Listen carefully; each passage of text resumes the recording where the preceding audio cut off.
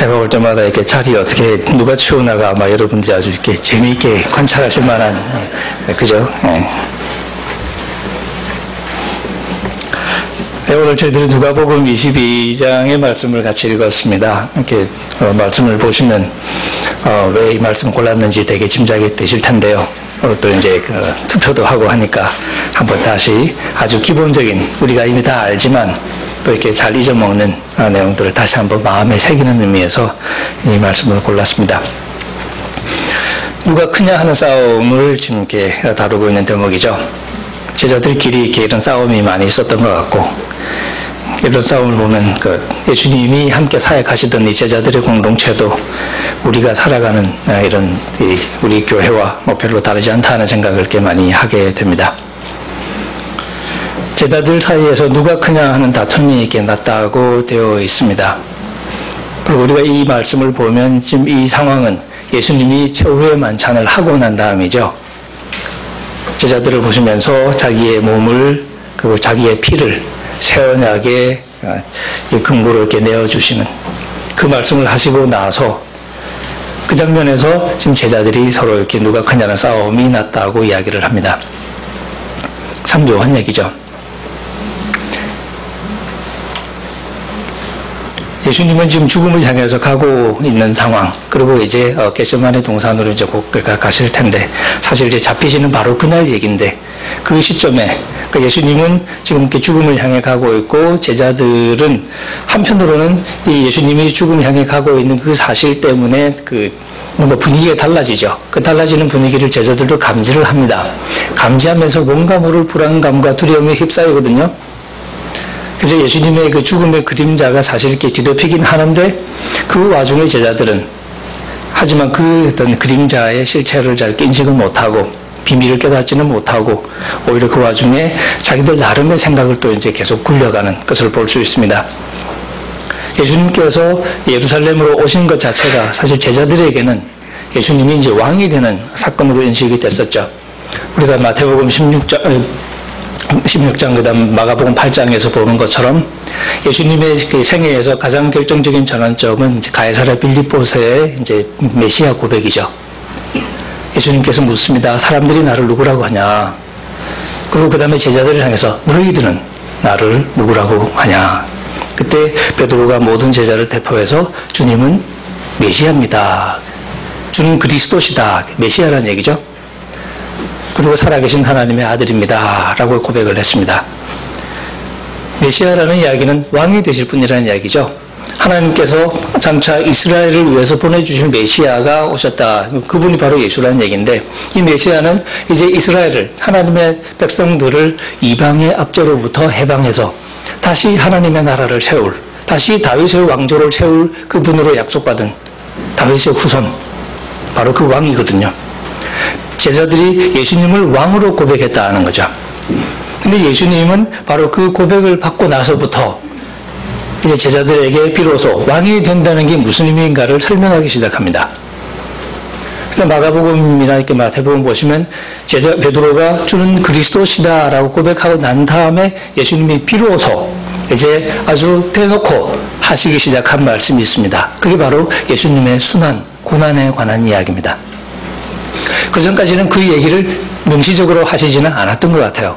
그런데 제자들이 일단 예수님을 메시아로 고백하고 난 다음부터 예수님께서 인자가 사람들 손에 넘겨지고 고난을 당하고 죽고 다시 살아날 것이다 하는 이야기를 하기 시작합니다. 근데 제자들은 잘 못 알아듣습니다. 왜냐하면 왕이라고 고백을 했거든요. 근데 이 왕은 이방을 물리치고, 지금 이방은 이제 로마죠. 지금 로마의 식민지로 살아가고 있는데, 이 로마를 다 물리치고 예루살렘으로 진군해서 예루살렘에서 왕으로 이렇게 등극이 되고, 그리고 이제 이 이스라엘 나라를 회복하고, 그런 혁명을 좀 꿈꾸는 건데, 근데 그 왕이 죽는다고 다시 살아난다고 얘기를 이렇게 해본들 제자들에게 그게 이해가 될 리가 없는 거죠. 그런 와중에서 제자들은 예수님과 더불어서 예루살렘으로 들어왔고, 예루살렘에서 이제 최고의 만찬을 거행하고 하는 와중에 뭔가 좀 이렇게 헷갈리는 겁니다. 왕이 되기는 되는 건데 뭔가 좀 자기들이 생각해봤던 건 다른 그런 묘한 분위기를 느끼고 있고, 그러면서도 자기들은 왕이 된다는 기대가 있으니까 여전히 예수님이 왕이 되었을 때 자기들이 누릴 것에 대한 기대를 또 이제 하게 되죠. 그 와중에 누가 크냐 하는 싸움이 벌어지게 됩니다. 우리 누가복음에서는 여기서 이렇게 처음 이 얘기를 만나지만 사실 마가복음이나 마태복음 보면 이 일 이전에 똑같은 일이 벌어졌던 것을 우리가 느낄 수 있습니다. 한번 우리가 가서 이렇게 보는 것도 나쁘지 않을 것 같은데요. 마가복음 10장, 예수님이 유명한 말씀하신 대목인데, 거기 보면 예루살렘에 이제 가까이 가는 대목이죠. 예루살렘에 들어오기 직전에 예루살렘을 향해 가면서 제자들이 이제 서로 이렇게 오늘 우리가 누가복음에서 읽은 것과 마찬가지 상황을 연출하는 것을 볼 수 있습니다. 마가복음 10장 35절에 보시면 잘 아는 얘기가 나오는데, 바로 이제 그 앞에 32절에도 예수님이 자기의 순환에 대해서 한 번 더 얘기를 하셔요. 예루살렘에서 내가 죽어야 된다. 그리고 살아날 것이다 하는 얘기를 34절까지 하시고, 그 다음에 35절에 세베대의 두 아들들이 예수님께 이렇게 사과상자 돌린 얘기가 나옵니다. 야고보와 요한이 주께 나와 여짜오되 선생님이 무엇이든지 우리가 구하는 바를 우리에게 하여 주시기를 원하옵나이다. 이런 식으로 얘기할 때는 그냥 말로만 안 되잖아요. 뭐가 같이 가야 되잖아요. 그러니까 뭘 해줬으면 좋겠냐. 주의 영광 중에서 우리를 하나는 주의 우편에 하나는 주의 좌편에 앉게 하여 주시옵소서. 주의 영광 중에라는 말이 이제 임금이 되실 거니까, 왕이 되실 거니까, 그러면 이제 제일 좋은 자리를 달라는 이야기죠. 그 예수님께서 하시는 말씀이 너희들은 지금 너희가 무엇을 구하는지 모른다. 내가 마시는 잔을 마실 수 있느냐? 내가 받는 세례를 받을 수 있느냐? 예수님이 이렇게 죽음을 이렇게 암시하시는 거죠. 근데 제자들은 그걸 잘 못 알아듣습니다. 할 수 있다 하라고 큰 소리는 치죠. 근데 예수님은 그렇더라도 내 좌우편에 앉는 것은 내가 줄 것이 아니라 누구를 위하여 준비되었든지 그들이 얻을 것이다. 합당한 사람이 얻게 되겠죠. 니네들이 이렇게 까분다고 되는 것도 아니고 그렇다고 내가 지금 줄 수 있는 것도 아니고 누구를 위해서 예비되었든지 그 사람이 갖게 될 것이다. 이 얘기가 이제 제자들에게 알려졌습니다. 언론에 보도가 되고, 그래서 이제 다른 제자들이 그 일을 알게 됐습니다. 당연히 이제 화가 나죠. 그 41절에 보시면 열 제자가 듣고 야고보와 요한에 대하여 화를 내거늘. 근데 예수님이 불러서 말씀하십니다. 이방인의 집권자들이 그들을 임의로 주관하고 그 고관들이 그들에게 권세를 부리는 줄을 너희가 알거니와. 이 세상에서는 갑은 갑이고 어른들이니까 갑은 갑질을 하는 거죠. 그게 세상 사는 거죠. 43절 너희 중에는 그렇지 않을지니 너희 중에 누구든지 크고자 하는 자는 너희를 섬기는 자가 되고 너희 중에 누구든지 으뜸이 되고자 하는 자는 모든 사람의 종이 되어야 하리라.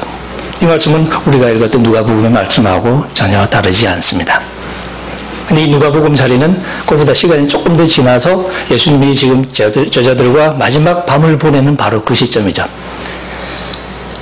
이제 예수님은 죽음을 바로 앞두고 있고, 그래서 이별을 준비하는 장면이고, 그 와중에 제자들은 누가 크냐는 싸움을 벌이고 있고, 예수님이 다시 한번 제자들에게 말씀하시기를 이방인의 임금들은 사람들을 주관하죠. 집권자들은 은인이라 칭함을 받는다. 이게 자연스러운 관계죠. 은인이라 칭함을 받는다는 얘기는 이게 후견인 관계를 맺고 있다는 얘기죠. 그 당시 문화 자체가 후견인이 있고 피후견인이 있습니다. 후견인은 유력한 소위 세력가들이죠. 그 세력가들이 있고 그 세력가들은 자기가 가진 세력과 재력을 이용해서 많은 사람들을 자기 영향권 아래 둡니다. 그 사람들을 지켜주고 그 사람들을 보호해주고, 그 대신 그 밑에서 도움을 받고 보호를 받는 사람들은 자기 목숨을 다해서 그 사람을 섬기죠. 그래서 이제 형님으로 모시는 거죠. 그래서 이렇게 그 당시에 후견인 문화는 지금으로 치면 조폭 문화와 좀 비슷한 면이 있습니다. 그 유력한 사람 딱 잡고 내가 그 사람에게 속하면 아무도 나를 못 건드려요. 나 누구 파니까. 그 대신 나는 형님한테 이제 몸바쳐 충성하고. 그러니까 거기서 중요한 건 갑은 갑이고 어른들이죠. 그 형님과 똘마니의 관계는 절대 뒤집어지지 않습니다. 절대적인 관계가 형성이 되는 거죠. 그리고 이제 내가 을로서 가장 잘 살아갈 수 있는 방법은 확실하게 을로로 타는 겁니다. 형님 앞에 바짝 낮아져서 목숨을 다해서 형님을 이렇게 섬기는 거잖아요. 그리고 갑은 갑질하는 거고, 그 갑질 중에 하나가 또 이제 잘해주는 거죠. 추석 되면 또 큰 봉투도 하나씩 주고, 그러면서 이제 소위 자기 영향권에 두는 이런 관계를 형성하는 것이 그 당시의 문화였고, 그건 지금도 마찬가지죠. 근데 예수님이 그런 뻔한 이야기, 이 뻔한 세상은 이제 갑질하는 세상을 얘기하는 겁니다. 우리 뉴스에 뭐 이렇게 요즘 그게 한참 우리나라에 좀 화두잖아요. 갑질 때문에 참 이렇게 이 얘기가 많은데, 문제가 되니까 막 그렇지만 사실 다 많이 갑질을 하고 살고 또 그런 줄 알고 살고, 그게 너무 지나치니까 문제가 된다고 느끼지만 사실 옛날에는 그렇게 살았던 것이고, 근데 우리나라 사람들은 이제 나도 갑이 되고 싶으니까 이제 그게 열받는 거지, 갑질하는 자체를 시비를 거는 사람은 그렇게 많지는 않은 것 같아요. 그게 이제 사회가 그런 거죠. 우리 이렇게 한국에서 전통적으로 이렇게 갑질이 대표적인 사례가 시어머니와 며느리 관계인데, 그죠? 그 며느리는 이렇게 자기가 시어머니 될 때만을 와신상담 기대하고 있잖아요. 그리고 시어머니 되면 또 배운 대로 그대로 하잖아요. 그러니까 갑질 자체가 싫었던 게 아니에요. 내가 어리다는 사실이 싫었던 거지. 그렇죠? 그러니까 갑질 자체는 싫지 않습니다. 나는 갑이 못 된다는 사실이 싫어요. 그래서 제자들도 지금 이렇게 싸움을 벌이는데, 이게 예수님이 예루살렘에 오고 그 다음에 이제 이런 분위기가 이렇게 쌓여진다는 얘기는 적어도 제자들이 뭔가 좀 아니다 싶은 생각이 들긴 하지만, 한편으로는 예수님이 왕이 되는 시점을 사실 말하는 거니까 이제 자기들이 가졌던 기대가 점점 구체화되기 시작하죠. 그전에는 막연히 예수님을 알았는데 예수님을 메시아라고 드디어 고백하고 드디어 예루살렘까지 왔어요. 이제 진짜 예수님 메시아가 맞다면 이제 왕이 되실 거거든요. 그러면 이제 우리가 한 자리를 차지할 거 아니에요. 이런 기대가 조금 더 구체화되기 시작한다고도 볼 수 있습니다. 근데 기대가 막연할 때는 그냥 조용하고, 그런데 기대가 구체화되기 시작하면 우리의 욕망도 꿈틀대기 시작하죠. 우리의 욕심도 그만큼 구체화되기 시작합니다. 그러다 보니까 제자들 사이에서 자리 다툼이 좀 더 치열해지기 시작한다고 볼 수 있습니다. 멀리 있을 때는 그냥 다 좋게 좋게 가다가 조금씩 그림이 그려지기 시작하면 이제 구체화되잖아요. 그럼 분명히 이제 내각이 구성이 될 텐데, 예수님이 딱 이제 앉으시면, 그러면 영의정 누가 하고 좌의정 누가 하고 뭐 이런 거 있겠죠? 그런 그림을 자기들끼리 이제 머리를 굴리겠죠. 그게 결국 조금씩 지나가면 이제 권력 다툼이 되겠죠. 누가 크냐? 누가 어느 자리에 앉아야 되냐? 베드로는 내심을 했겠죠? 나 말고 누구? 이런 생각을 했겠죠? 그런데 자기가 가장 최측근으로서 가장 최고의 권력 자리에 앉아서 행세할 것을 기대했을지도 모르겠고, 이 세베대의 두 아들들도 야고보와 요한, 처음부터 예수님을 따랐던 가장 최측근 중에 하나로 인정받고 지금까지 왔으니까 당연히 한 자리를 할 거라고 기대를 하겠죠. 이런 기대감이 있겠죠. 그래서 나는 너희들보다 훨씬 더 낫거든? 이라는 생각을 내심하고 있었을 가능성이 많고, 그렇다고 해서 다른 제자들이 그래요, 우리는 조금 떨어지지, 네 높은 자리에 하세요, 난 그 다음에 할게, 그럴까요? 우리나라 사람이 또 이제 그런 거 절대 용납 못 하잖아요. 네가 뭔데? 우리나라에 이렇게 살다가 이렇게 영국 같은 데 가보면 영국 사람들은 의외로 솔직히 약간 좀 뭐라 그럴까요? 자기 처지에 만족을 잘 해요. 아직도 영국이 좀 이렇게 귀족들 분 문화도 이렇게 남아있고 막 그러거든요. 그러니까 일반 평민들 같은 경우는 그냥 난 이렇게 살래. 그러고 그냥 평범하게 살아요. 근데 우리 대한민국 사람들은 그거 없어진 지 오래죠. 너만 하냐? 이런 심리가 사실 우리나라만큼 강한 데는 많이 없는 것 같아요. 예. 그래서 이제 남이 하면 나도 해야 되고, 뭐 그래서 조금 무리하기도 하고. 그래서 이제 사실 일상적으로 이렇게 많이 이렇게 갑질을 하고 살면서도 그게 어떤 경우는 굉장히 국민적인 분노를 불러일으키는 상황이 생기는 게 똑같이 하고 싶은 절망이 이렇게 많이 있는 거죠.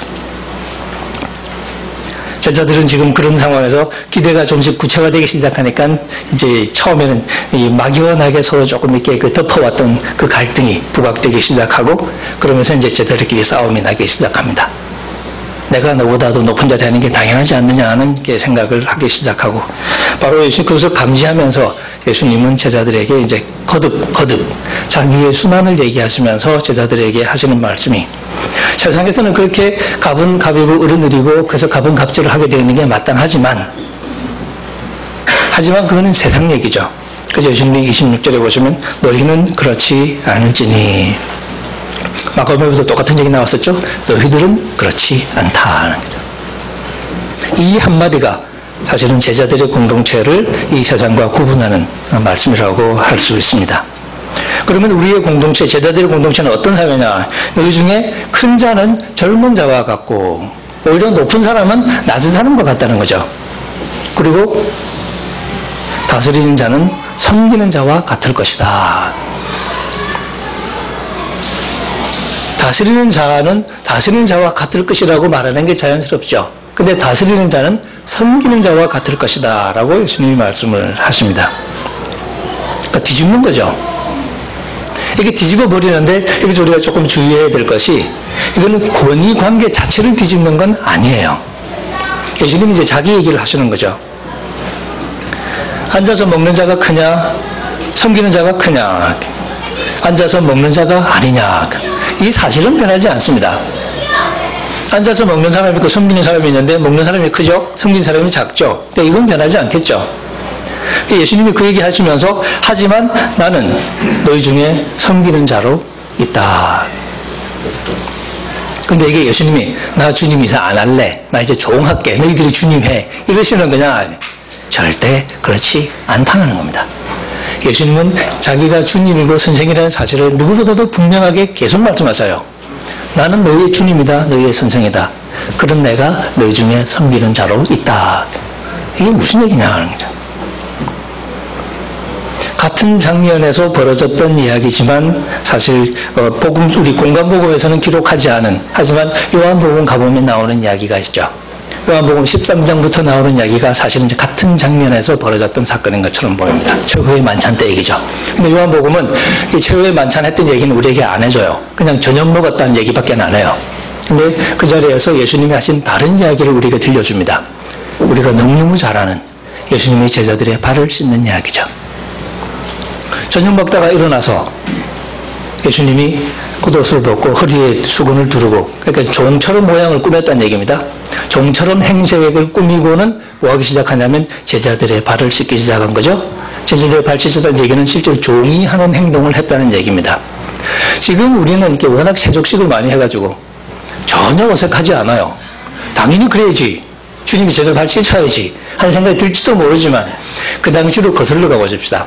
그 당시에는 상상할 수 없는 행동이었던 거죠. 충격 그 자체. 근데 예수님이 제자들 앞에서 무릎 꿇고 제자들의 발을 씻기 시작한 거죠. 얼마나 이게 황당한 행동이었으면 제자들 몇 명은 못 모르고 그냥 영문도 모르고 당한 것 같아요. 어떻게 반응해야 될지도 모르고. 근데 베드로는 정신을 차렸죠. 절대 그럴 수 없다고 아주 난리를 칩니다. 베드로가 쓴 표현은 영원히 내 발을 씻기지 못할 것이다. 우리 성경은 절대로라고 되어 있는데 문자적으로 번역하면 영원히라고 번역할 수 있는 표현이 나옵니다. 우리 부모님들이 가끔씩 그런 표현 쓰지 않습니까? 딸내미가 결혼하겠다고 한 놈 데리고 오긴 왔는데 절대 아닌 경우 있잖아요. 그럴 때 우리 부모님들이 쓰는 표현, 옛날에 쓰던 표현, 내 눈에 흙이 들어가기 전까지는 안 된다. 그 비슷한 표현입니다. 영어로 이렇게 over my dead body 그러죠. 내 시체 넘어가라. 죽기 전까지는 안 된다는 얘기죠. 베드로가 그렇게 강력하게 저항합니다. 왜? 말이 안 되는 얘기죠, 이거는. 주님은 주님이고, 우리 제자들은 제자고. 그렇잖아요. 근데 주님이 제자들의 발 씻는 것은 아닌 거예요. 그래서 베드로는 강력하게 항의해요. 절대로 씻을 수 없다라고 항의합니다. 예수님이 뭐라고 그럽니까? 내가 너 발 안 씻으면 너하고 나하고 땡. 그거예요. 내가 너 발 안 씻으면 너하고 나하고 아무 상관이 없다라는 겁니다. 이게 주님과 관계를 맺는 가장 중요한 관건 중에 하나가 뭐냐? 그거 포기하라는 거죠. 주님은 절대로 발을 씻을 수 없다는 생각을 포기하지 않으면 예수님과의 관계를 맺을 수 없다는 거죠.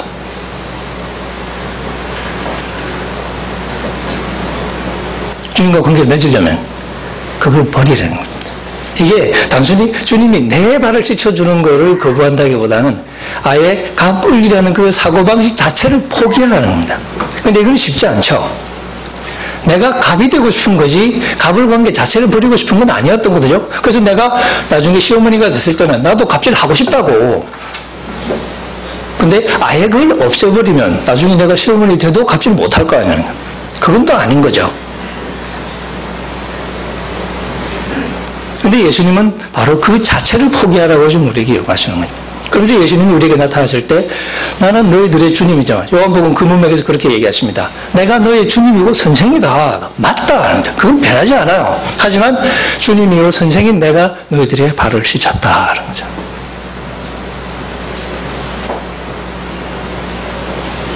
그러면 제자들에게 묻죠. 누가 크냐? 보내는 자가 크냐? 보냄을 받은 자가 크냐? 예수님과 제자 얘기입니다. 보내는 자가 크죠. 잊지 마라. 분명히 기억하라는 거죠. 주님은 우리보다 높으신 분이죠. 우리의 주님이시고 우리의 선생이셔요. 근데 그 주님이 그 권위를 가지고 뭐 하시냐면 우리의 발을 씻어요. 권위는 있습니다. 근데 그 권위가 작동하는 방식이 뒤집어져 버리는 거니까. 이제는 어떻게 권위를 부냐? 어떻게 갑질하냐? 갑이 을의 발을 씻어요. 갑이 을을 섬겨요. 이게 갑질이라는 거죠. 갑은 갑이요, 을은 을인데 그 갑을이 서로 관계를 맺는 방식을 뒤집어 버리는 거죠. 이건 우리가 수용하기가 쉽지가 않다는 거예요. 제가 예전에 설교드리면서 은혜만큼 받아들이기 어려운 개념이 없다는 말씀 드린 적이 있습니다. 하나님의 은혜만큼 우리가 이해하고 수용하기 힘든 개념이 없다. 왜? 우리가 은혜를 좋아했던 이유는 뭐냐면 그 은혜를 내가 받으니까 좋았던 거죠. 아무 자격 없는 나한테 주니까 내가 얼씨구나 하고 고마웠던 거지.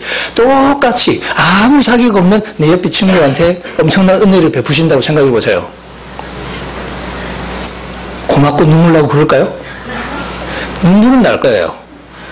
근데 고마운 눈물은 아마 안 날 거예요. 그때 우리는 이건 아니지 하는 생각이 들기 시작하겠죠? 공평하지 않다고 느끼겠죠? 그러니까 은혜 자체가 우리에게 편한 개념이 아닌 거죠. 내가 덕을 볼 때는 좋았던 거지. 근데 그 조건 자체를 포기하기를, 아예 은혜 자체를 수용하기를 바라는 건 우리는 조금 거기까지는 아니었던 것 같다는 생각이 들기 시작하고, 여기서도 예수님은 베드로에게 그 갑을에 작동하는 방식 자체에 대한 기존의 생각을 포기하라는 거니까. 갑이 된다는 건 갑이 되는 거죠. 근데 갑이 되면 어떻게 하는 거냐? 지금까지 배웠던 거 다 잊어먹으라. 갑이 되면 어떻게 하냐? 나처럼 한다. 그게 뭐냐? 목숨을 버리는 거죠. 우리가 아까 읽었던 마가복음 9절에서 예수님이 10장 45절에 우리가 안 읽고 딱 끝낸 구절인데 거기에 보면 그렇게 말씀하시죠. 인자여 온 것은 섬김을 받으려 함이 아니요 도리어 섬기려 하고, 그 섬김이 어디까지 가냐면 자기 목숨을 많은 사람들의 대속물로 주려 함이니라. 다른 사람을 위해서 자기 목숨을 내어줄 만큼 자기를 낮추는, 그리고 다른 사람을 섬기는, 그것이 예수님이 갑질하는 방식이었습니다. 이 그림은 영원히 우리에게 하나의 도전으로 남습니다. 안 맞아요. 저하고도 안 맞아요. 저도 학교 가면 꽤 갑인데요. 교수니까. 제 손에 의해서 성적이 매겨져야 되는 학생들은 다 을이잖아. 다 저한테 잘할 수밖에 없잖아요. 그런 상황에서 이 교수 학생의 이 통상적인 관계를 깨고 관계를 맺기가 쉬울까요? 다른 교수들이 싫어해요. 다른 학과 교수들이 싫어해요. 질서를 이렇게 깨트린다고 느끼는 것이니까. 학생들하고 그러면 안 된다고 얘기하는 사람도 있어요. 그게 사회인 거죠. 그러면 안 되겠죠. 근데 우리는 달라야 되잖아. 너희는 그렇지 않다 하는 주님의 말씀. 이건 우리가 이 사회의 분위기를 거슬러서 살아가는 방법을 익혀야 되는데, 그 가장 중요한 것 중에 하나가 바로 이 갑질하는 문화라는 거죠. 근데 이 갑질이 우리가 갑질하기가 굉장히 나빠 보이지만 사실은 이게 인간의 마음 가장 깊이 담겨있는 권력에 대한 욕망입니다. 내 마음대로 하고 싶은 욕구. 그리고 다른 사람보다 더 높아서 다른 사람을 내 마음대로 움직이고 싶은 욕구. 학자들이 심리학 연구하는 사람들이 인간의 가장 근본적인 욕구 중에 하나라고 말하는 그 권력욕이죠. 그것을 포기하는 게 쉬운 일이 아닌데, 근데 예수님이 말씀하시는 구원의 길은 바로 그것을 포기하는 것에 있다고 말씀하잖아요. 그러니까 힘들다는 거죠. 우리가 살아가는 삶은 다 자존심 싸움이잖아요. 90% 이상의 자존심 싸움이잖아요. 싸우는 게 거의 대부분은 무슨 이유로 시작했든지 자존심이 걸리면 이게 증폭이 되면서 대책 없는 경우가 많아집니다. 그래서 사소한 거 가지고 다투다가 자존심으로 싸우고,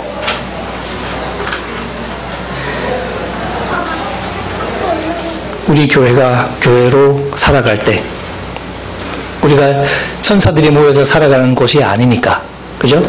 다 우리 나름의 적나라한 욕망들을 가지고 살아가고 있고, 우리 역시 잘나고 싶고, 우리 역시 남보다 높아지고 싶고, 인정받으면 행복하고, 무시당하면 열받고, 그런 우리들이 살아가는 공동체인데, 이 상황에서 우리 역시 인정받으려고 바둥바둥거리고, 그러다 보면 또 이제 현실적으로 교회 직분도 내가 남에게 인정받을 수 있는 가장 중요한 장치 중에 하나가 되니까, 그게 필요 이상으로 막 목숨을 걸게도 되고, 교인들의 인정을 받는 게 나쁘지는 않죠. 좋은 일이죠.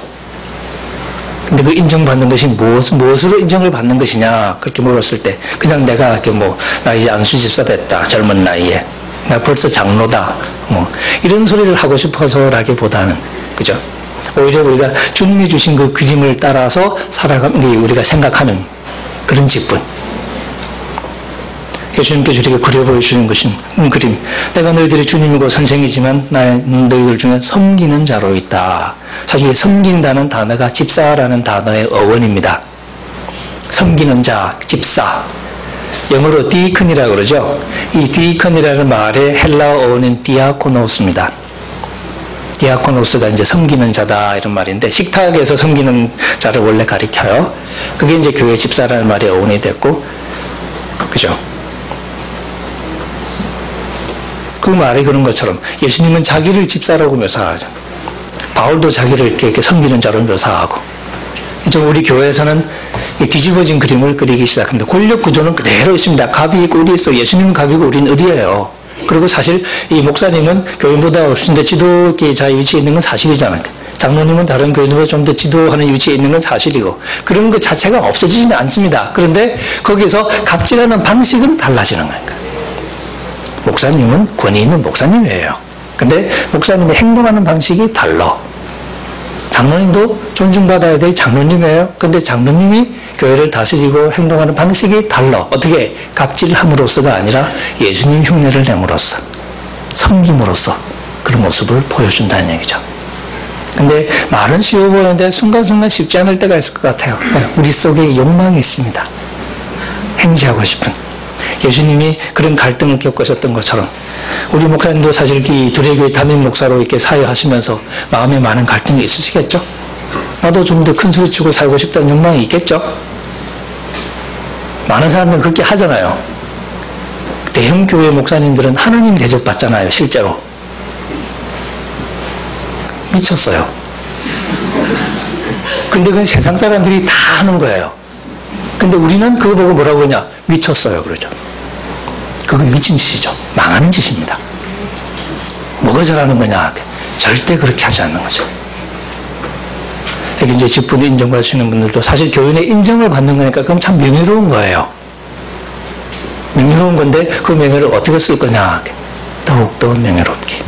우리 주님이 보여주신 방식을 따라서 더 잘 섬김으로써 우리 교회가 너희는 그렇지 않을지니라고 말했던 주님의 말씀처럼 좀 다른 공동체, 바깥 사람들과는 좀 다른 모양으로 움직이시는 공동체를 만들어가는 그 교회를 위해서 열심히 섬기는 그런 일꾼이 되는 것, 그것이 우리의 숙제라고 생각이 듭니다. 투표를 하는 사람도 마찬가지겠죠. 누구를 뽑을 거냐? 우리 삼촌 뽑아야지. 일단 삼촌 투표하고 그 다음에 우리가 그런 걸 고려할 때도, 그죠? 우리 투표하는 사람들부터가 일단은 어떤 것이 우리 주님이 원하시는 그런 지도자일 것인가, 그런 고민을 할 테고, 또 이렇게 선출이 되는 분들도 좀 더 겸손한 마음으로 주님이 원하시는 모습이 무엇일까를 고민하고, 그럼으로써 우리가 항상 하는 이게 갈등이고 투쟁이지만 또 이렇게 투표할 때는 조금 더 그것이 선명하게 또 이제 우리가 고민하게 되겠죠? 그래서 우리가 가진 가치관이 무엇인가, 이 갑질하는 세상에서 우리도 갑질하되 주님처럼 갑질하는 사람이 되어가기 위한 하나의 훈련으로, 혹은 그 계기 중에 하나로 오늘 우리 투표도 하고 그렇게 했으면 좋겠고요. 그것이 우리 교회가 우리는 이런 공동체다 하고 우리 스스로를 새롭게 인식하는 또 좋은 경험이 될 것 같습니다. 바라기는 우리 두레교회가 다른 거는 몰라도 저기 구리에 있는 그 두레교회 말고요. 그게 지금 시끄러운데. 그런데 말고 우리 두레교회는, 이 당산동에 있는 두레교회는 많은 사람들이 얘기할 때 참 거기 가면 하고 뭘 얘기하냐. 거기 갑질 안 하대. 그건 참 사람들이 참 서로서로 섬기대 하는 얘기를 들을 수 있는 그런 공동체. 그래야 우리들의 교회가 존재 의의가 있는 거잖아요. 남들하고 똑같으면 있어야만 하는 거잖아요. 그죠? 그래서 그런 차별성을 갖는 우리 공동체가 공동체로 더 성숙하기 위해서 오늘의 기회를 우리가 서로 잘 활용하고 그래서 우리가 더 주님이 기뻐하시는 교회로 성숙하는 그런 기회가 됐으면 좋겠습니다. 기도하시겠습니다.